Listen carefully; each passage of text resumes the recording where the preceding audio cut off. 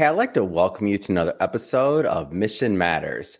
My name is Adam Torres, and if you'd like to apply to be a guest on the show, just head on over to missionmatters.com and click on Be Our Guest to Apply. All right, so today I have Evan Transue on the line, and he is host of the Health Detective podcast by Functional Diagnostic Nutrition, also known as FDN. Evan, hey, just want to say first off, welcome to the show. Thank you so much for having me. That is an awesome intro, by the way. Like, we need to step up our game on our side. That was amazing. Thank you. Too kind. I'll give Jai and the production team all the credit on that one. But to get this episode started, we're going to get started the way that we start them all with our Mission Matters Minute. So, Evan, we at Mission Matters, we amplify stories for entrepreneurs, executives, and experts. That's our mission. Evan, what mission matters to you? The main mission that I follow both in my personal life and with Functional Diagnostic Nutrition, where I do the podcast, is leveling the playing field around physical and mental health. So when I say leveling the playing field, I mean making sure that people have all their options. Myself, my mom, many of the people that went through our course, they went to Western medicine, and we like Western medicine. There's nothing wrong with it, but it didn't work completely or sometimes at all for what those people dealt with. And so leveling the playing field to me is making sure that they know all the options, knowing that, yes, you could take a medication for this disease, Mr. and Mrs. So-and-so, but there's also this diet. There's also this supplement program. There's this lifestyle modification. So it's leveling the playing field really around physical and mental health, making sure people have all those options. Yeah, it's awesome. And and again, great having you on. And for those that have been watching the show or listening for a long time, they may remember FDN. We've had Reed on the show. We've had Jennifer Woodward. I'm going to get Kay Marie one day. She might be watching this. She does a lot of the great marketing and things that they do over there. So awesome to have you on. Another great advocate and individual that's had a wonderful experience with FDN, the program, the course, and also really now what I find interesting is I didn't even know. I've probably had Reed on in the show at least twice over the years. I didn't even know the podcast was out there. I'm like, Reed, you're holding out on me, man. What's going on with that, right? Yeah. We've been running it for about 2 years. Wow. It was only really the last 7-8 months, though, that we shifted over to the course. We had it going for something separate, and I'm guessing that's why when he comes on here, he wouldn't probably have talked about that. So, yeah, now we're focused on the course and bringing in these stories of people who have had incredible transformations, both in their health and business. It's mostly health, but the business side we talk about as well. And, hopefully he talks about it next time. Come on, Reed. Yeah, come on. Actually, now I feel better. That's exactly probably why he didn't. He's tactful. So, jumping around a bit here, I do want to. We'll talk a little bit more about FDN. Of course, we're 100% going to spend time on your podcast because I know you're doing powerful work over there, and I definitely want my audience to check that out and to subscribe. But I guess just to get us kicked off, I'm curious. So, how did you come about really getting introduced to FDN and really the whole program? Yeah, the summarized version of it is, of course, like I had already mentioned before, my mom and I dealt with a lot of physical and mental health issues. So it was always something present in my life. And at around 18 years old, I started to realize that this didn't make any sense. I will never forget that at 16 years old, I was in my science class at high school. And it's not like I did anything about it at the time, but I remember the teacher talking to us about natural selection. And when that came into the light that day, what he was saying is, oh, well, the people in this class, you guys have the best of the best genetics. This is how you got to where you're at today. Best of the best genes, survival of the fittest. Now, I'm looking around, Adam. I got cystic acne at the time. I feel like hell. This person's like 200 pounds overweight. That person needs an inhaler. She's on a lifelong medication. I'm not making fun of any of these people, right? Just making sure. I talked about myself as well. But I'm thinking, I'm like, this is the best of the best genetics. And that planted a seed that maybe this narrative didn't really make sense, or at least I'm missing something. So at 18, I got diagnosed with what I was told was an incurable disease. And out of all the things that I had dealt with, this was the main one that really scared me. Because when I went online, the first thing that I found about it was suicide prevention forums for the people that dealt with this condition. And I'm 18 years old. That was humbling, and I realized this can't be happening. There's got to be something else here. Now, thankfully, I don't have the symptoms of that anymore, but to answer your question of how that led to FDN, it was really that diagnosis that made me start studying alternative health, natural means, and I used multiple naturopathic doctors in my local area, as well as other functional practitioners. These were great people. Their heart was in the right place. They couldn't really get me to where I wanted to go. And this is something that happens to people. Not only does Western medicine not work, a lot of the times natural and functional doesn't work. So I needed a different approach. Well, I convinced my best friend to go out to California with me. I'm from Pennsylvania. And the reason we went to California, as funny as this might sound to some of the audience, is because if you ask me or anyone else probably in the United States, like, where are all the hippies at? Well, they're on the West Coast, right? So I figured the hippies would know something about natural health, and I knew it was working. It just wasn't working as well as I needed it. So we go across to California, $1,200 between both of us. His car's got like 90,000 miles on it, hasn't been inspected. We're flying across the country, no plan, no place to live. We slept in the car a lot of the times, and also various Airbnbs that we could figure out and afford. But my point is, I knew that there was health people out there. And I started going to random health meetups, meetings, all these different things. And sure enough, I found this woman who is still a part of FDN to this day. And she was speaking in a coffee shop to about 20, 30 people. And when I heard her story, I'm learning about Hashimoto's thyroiditis, very common autoimmune disease, skin cancer, and most importantly, the fact that she no longer dealt with these conditions. So I figured if someone could overcome that stuff, I could overcome this. And I wanted to know naturally, well, what did she do? Sure enough, she went through the FDN course and she contributed that to the bulk of her success. I had myself signed up about a week or two later. I called my mom. I told her, hey, I want this to be my version of college because I only went to a semester and a half of community college. And my parents actually were nice enough to pay for the course for me to go through it. And sure enough, here I am 5.5 years later, and somehow they now let me do podcasts for them. What an amazing story and what an amazing journey. Sounds kind of like a movie to me. Like you're going across to connect with other individuals and healers to really find and going across country. No, I mean, this is a true hero's journey. I was trying to figure it out, man. And when you are, I think what happens in natural health or many things in life, really, if you are struggling for a while and you find anything that moves the needle 5%. And I did find that. I took some supplements. I changed my diet. I had moved the needle probably more than 5-10%, but I couldn't get to where I wanted to go. That was the first time in all these years that I had hope. I was experiencing hope again. I can figure this out. I would have done whatever it would have taken to get better. I just needed someone that could get me there. And so it's a funny story looking back. It's a cool one, but it really was just that drive and that focus. No matter how I need to do this, I'm going to do this because I know I'm right. I know I don't need this disease. And as I hear your story, I'm sure that there are many others out there with similar stories. So they've been through, quite a few things. They've been through maybe some of the natural rounds of medication or things. And I don't mean for a particular disease or thing. I just mean in general, whatever their thing is. And they've gone through some of the basics. Their doctor said, hey, take this pill, or hey, do this, or hey, in your case, it's incurable. And then they're out there searching. Like as they're out there searching, I think one of the challenges there is exactly what you said. So that bit of hope that might be out there, and it might lead you down some paths that aren't even necessarily the right ones. So I'm interested, as you kind of hit on FDN, like how you knew that was something that was going to be something that was going to be worth your time, and just something that made you want to go back to your parents and say, hey, I have to do this. Sure. I think it was that hope that was inspired in me that day by listening to this woman's story, even though my diagnosis of the disease I had was called Meniere's disease. And it's not skin cancer. It's not Hashimoto's thyroiditis. But I knew enough to know that when that woman was speaking in that coffee shop, I knew those things shouldn't go away, and they definitely shouldn't go away through these natural means, right? That's just woo-woo stuff. That doesn't work.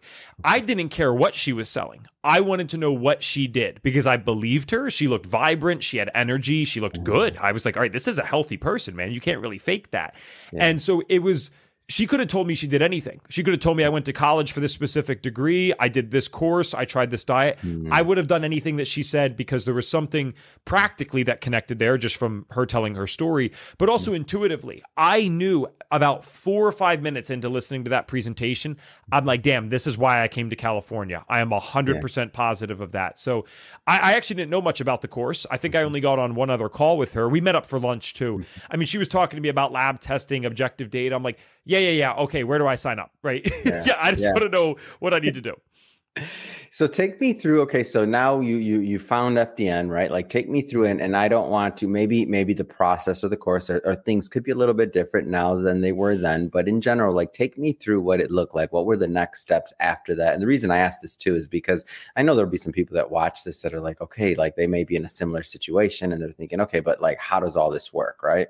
Sure, it's fairly similar. So I'll speak about it in the way that it is now, because why would I omit those things? So when you go through the course, it's 100% self-paced. That's the best part.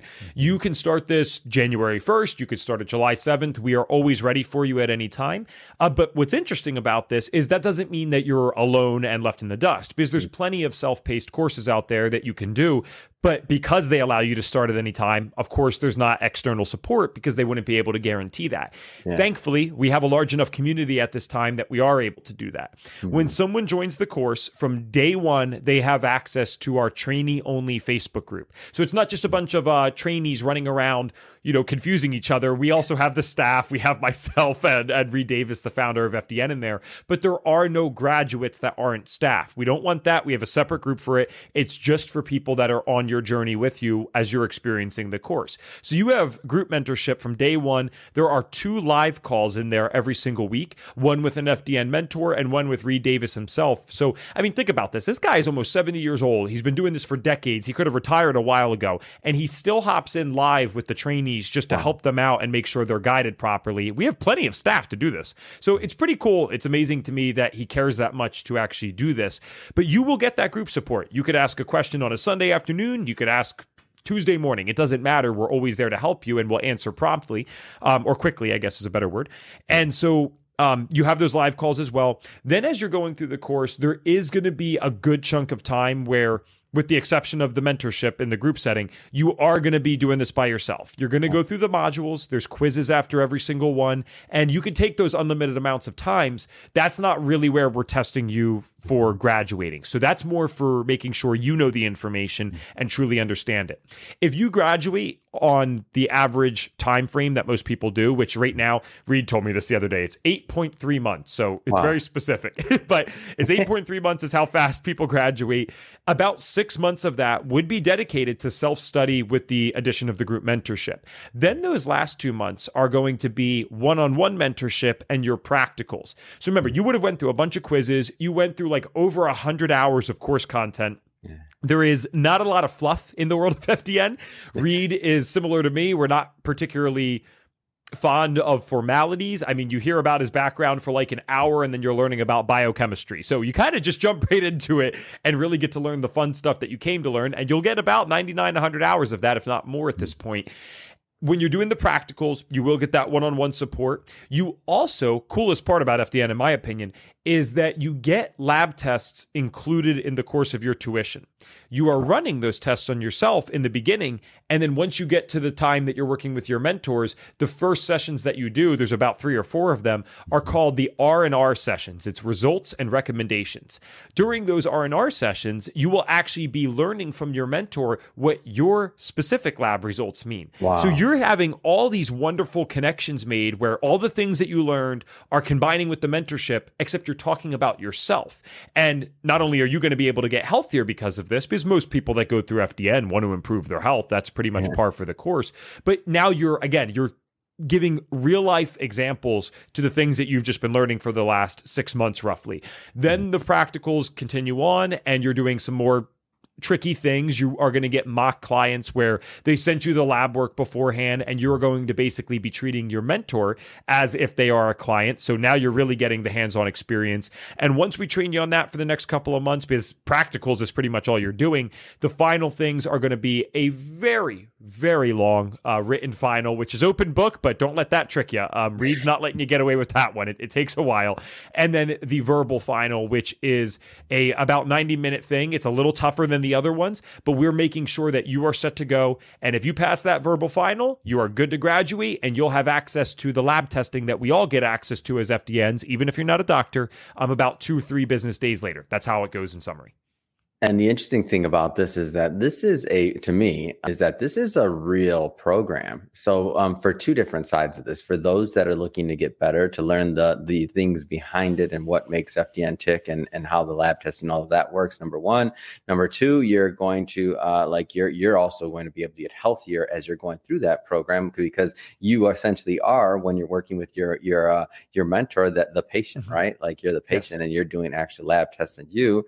And then number three, that rigorous quality control or testing and all the things that happen towards the end in terms of the practicals and all of that, like that ensures that, in my opinion, that if somebody is, they have that certification and that they've been through the course, like this wasn't a cakewalk, like this was difficult. Yeah.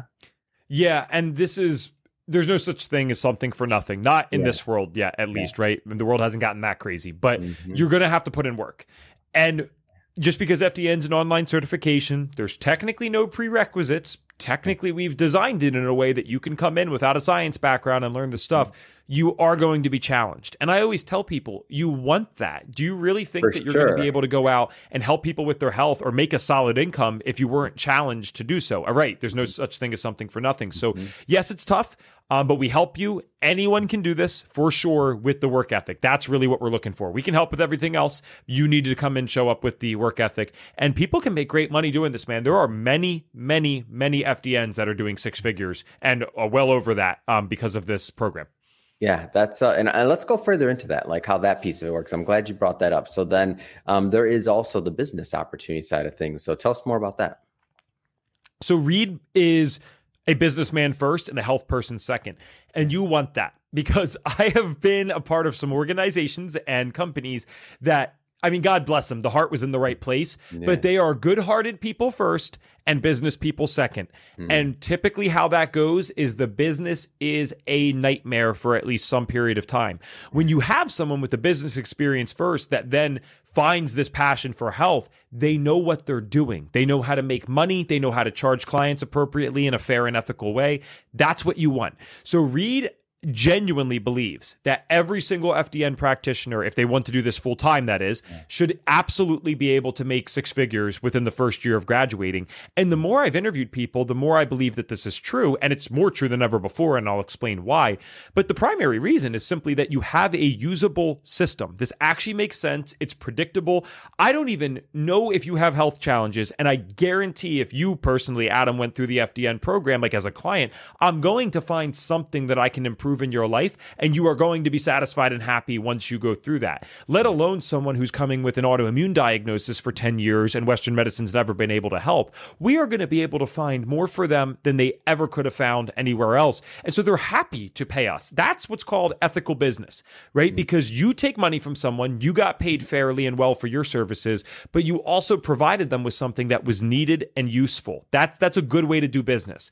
And so we teach you, obviously, the system, which is worth money in and of itself. But now what I'm most excited about, and I'm glad you had Jennifer Woodward on before. I did not know that was the case. Jennifer Woodward, she is the executive director of the Association of FDN Practitioners. So she's the one that hosts basically the group for graduates. She provides advanced business and health training, and not just by herself, but she brings in other people for this. The reason I think it's the best time ever is because just a few months ago, like literally 3 or 4, she came out with something called FDN Business School. FDN Business School is designed for someone who has never even sold lemonade at a lemonade stand when they were a kid. This is for someone with not an entrepreneurial bone in their body, doesn't know the difference between a 1099 and a W9, and we will take you from that position and in 90 days help you onboard your first client. You will know what to do. You're going to know the email marketing. You're going to know the sales calls. You're going to know how to generate leads, where to go out and do talks. It is a business school designed specifically for FDN, and in my opinion, they're undercharging the heck out of this right now. I think it's only like $1,000 or $1,500 depending on how you bundle it.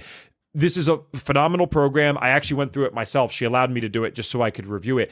This woman did not miss any I in terms of dotting and did not miss any T in terms of crossing. And so now there's no excuse in FDN. Because before, maybe you have to have a little bit more of an entrepreneurial spirit to go out there and really figure it out. But now it's like, all right, you don't know business? No problem. We'll take care of that for you too. You can come in here with no background in any business stuff or any health stuff, and basically within well, let's say you graduate in 8 months like the normal person, then add 3 months for business school. In under a year, we'll give you a month for screwing around. You could be out there charging people a very fair price for your services. You're doing great. You're healthier than ever before, and you're helping people. So yeah, the business opportunity is better than ever. Yeah, it's great. And yeah, come on, Evan. You know I had Jennifer on the show. Have to. Like I said, we're going to get Kay Maurice. She's awesome. So I want to let's jump around a bit here. I do want to spend some time on the podcast itself. So Health Detective Podcast. So as the show stands today, I know you said there's been some change in the content. Like, where does it stand today? Like, what was the idea for the new format? Thank you. Yeah. And so I encourage anyone that's interested in this topic to check us out. What we are doing primarily is interviewing people who have been through these crazy health challenges. Now, we don't discriminate, so you will hear everything you can imagine. There's been people with bipolar on, people with various cancers, autoimmune diseases, and we even get some really niche stuff sometimes, which we're not necessarily suggesting our program is a magic bullet. I mean, there is a certain limitation on very rare cases that it might be a little tricky. But if nothing else, I don't want to say entertaining because it's not entertaining to hear about someone's struggle, but it is interesting to learn about their life and hear what they have to share. So I interviewed a woman who had allergies, like put in the hospital allergies to almost everything except like 5 or 6 foods at one point. She has to wear around like this suit when she leaves her house, and she's gotten a lot better over time. She invented this very, very restrictive bakery, but it's for people of all types of health issues that need these types of foods. And so if you want to hear about the craziest health stories you've ever heard, this is the place. And you'll also hear how they overcame it. So it's a place to nerd out too. Recently, Adam, we've been talking a little bit more about some business things to really narrow down the content for our practitioners and people who want to do this as work. But the bulk of it is and always will be those health interviews. So if you're struggling yourself, I mean, please go through there and just search through the episodes and see on the title. Like I always try to list what conditions we're talking about in the titles. So if you've had cystic acne, Graves' disease, bipolar, whatever it might be, I guarantee there's an episode for you, or eventually there will be.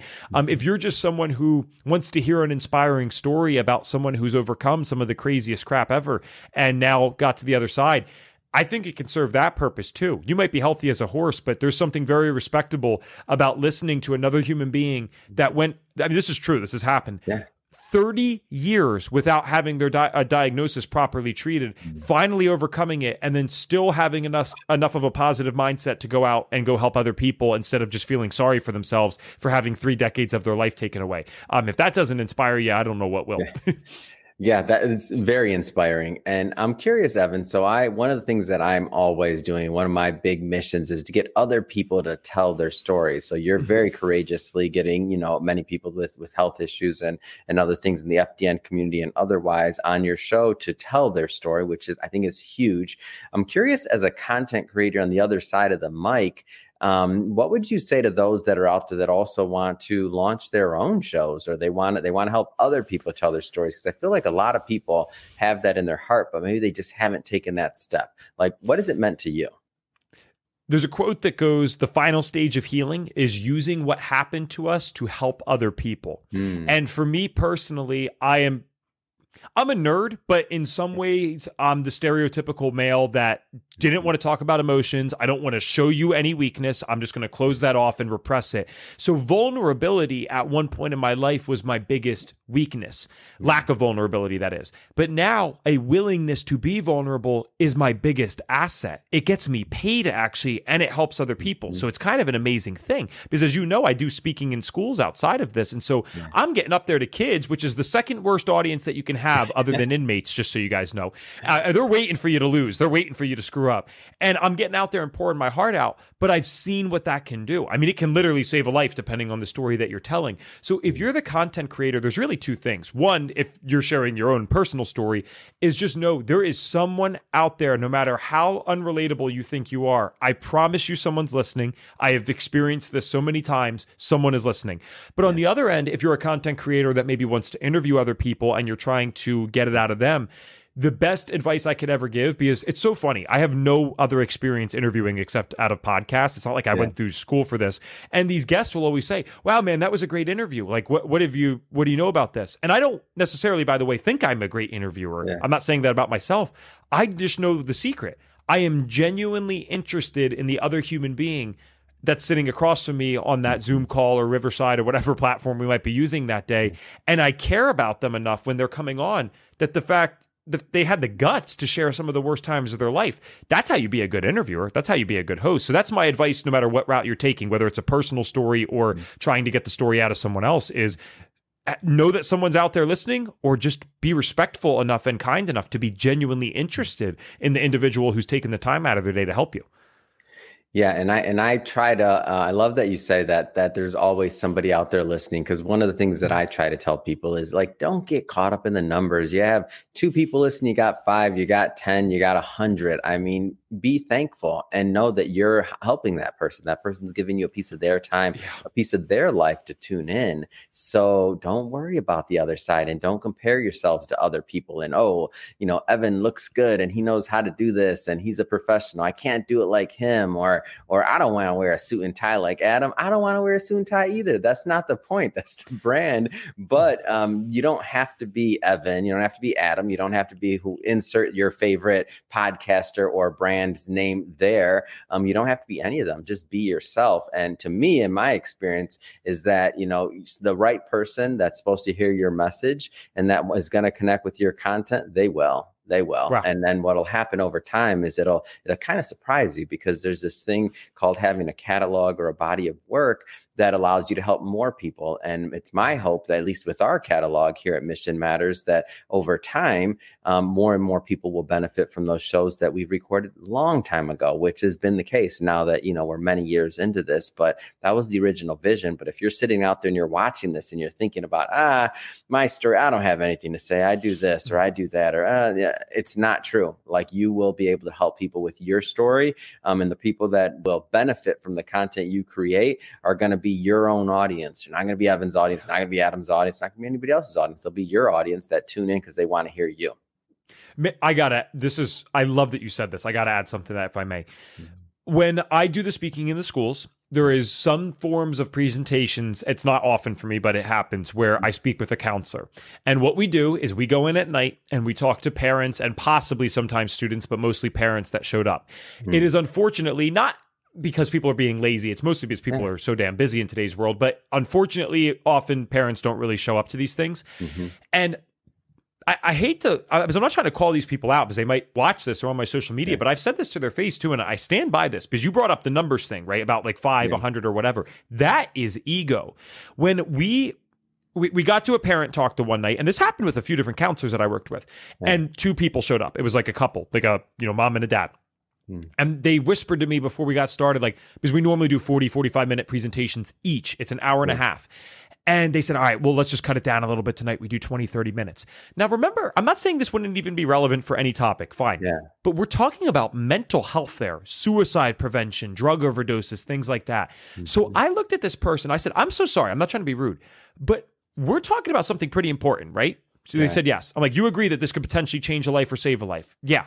And would you also agree that if no one else showed up, but these 2 did, they probably need to hear this? They also agreed with that. So I said, at what number of people exactly do I start lessening my quality of presentation for my ego? Is it 10 people? Is that when I cut it from 45 minutes to 20? Is it 15? So 100 people, that's when I can give my full presentation, but 2, they don't deserve that. That makes no sense to me. And when you start breaking it down number by number and you ask them, well, what number do we lower the count at? Is it 5? Is it 10? You get a deer in headlights stare because it makes no sense. So you share the words and they shall come, right? I forget what it is. I think it's speak and they shall come. I started this, Adam. I was telling your producer before this, I started podcasting for mental health 5 years ago, maybe 4, on my iPhone on Anchor. And I just had people do audio stuff. We had episodes with 15 downloads. That was it sometimes. And I got messages from some people saying that this changed the course of their life. Get your ego out of it. Pick something that you actually care about, and the numbers don't matter. And guess what? Then the numbers come in. That's the irony. Yeah, yeah, exactly correct. And it's been my similar journey as well. So for everybody listening that has heard me preach that message over and over and over again, you got a second cosigner there, and I'm sure I'm going to start asking more people their experience with that as well, so that there'll be even more testimonials on what we should all be as creators out there focusing on. It's the content. It's how we're going to help people. Well, Evan, I have to say it has been. Reed told me that you were the man and that I had to have you on this show. And he was right. He did not disappoint, nor did I think he would. I just have to ask. Well, first off, it's been great having you on the show. And I just have to ask, what's next? I mean, what's next for you? What's next for the podcast? What's next for your career? That's a good question. I'm in a weird place right now. I'm not preaching this. This is my personal thing. It's not the company's thing. I went from an atheist to someone who gave his life to Christ. So I think there is some podcasting and speaking with that topic in my future. In terms of what it means for FDN, I will never stop with these guys. By the way, congratulations. Welcome. Thank you. Thank you. With FDN, they know the only way I'm leaving is if they kick me out. So I'm here for as long as need be. And I see us expanding this podcast more and more. We are getting increasingly larger numbers of downloads. We are learning to do some tricks, right? YouTube Shorts, Instagram Reels, longer form on YouTube, because people are really connecting with this. And so whatever that means, the spiritual side with that, I know that these are both parts of my journey here on this earth in my heart. And my goal is to just serve both of those as much as possible and expand those so that people can hear these messages. And I don't mean to answer that in like kind of a generic way, because that's not very specific, but we are doing so much behind the scenes that it would take 30, 40 minutes just to explain that. So just know we're not stopping anytime soon. We're going to do more interviews, more educational stuff, more content, so all types of people can hear this. But I'm personally not stopping until every single person in this world that has health issues gets to have an ability to participate with everyone on that level playing field. There are people out there right now. I'm not trying to be pessimistic on the last thing on the show. There are people out there right now that are going to die from their disease that would have made changes in their health because they never knew about it. That's not fair. So once those people are covered, and if they want to choose whatever they want to choose, that's totally fine. But if they don't even know that there's a choice, that's not fair. So I'll take a rest when that's done. Yeah. Evan, if somebody wants to follow up and to connect and to follow you in your journey, what's the best way for them to do that? FDN Training, I do a lot of stuff there, and that is the place for functional diagnostic nutrition. So that's FDN Training on Instagram, FDNtraining.com as well. If you want to follow me personally, I post a lot of FDN stuff, but also other things, a lot of weird stuff too. So fun, weird, like cold plunges and random things. That's Evan Transue _ because my idiot self has lost Evan Transue and Evan _Transue. So now I'm Evan Transue _ on Instagram. All right. Awesome. And we'll put all that information in the show notes so that our audience can just click on the links and head right on over and check you out.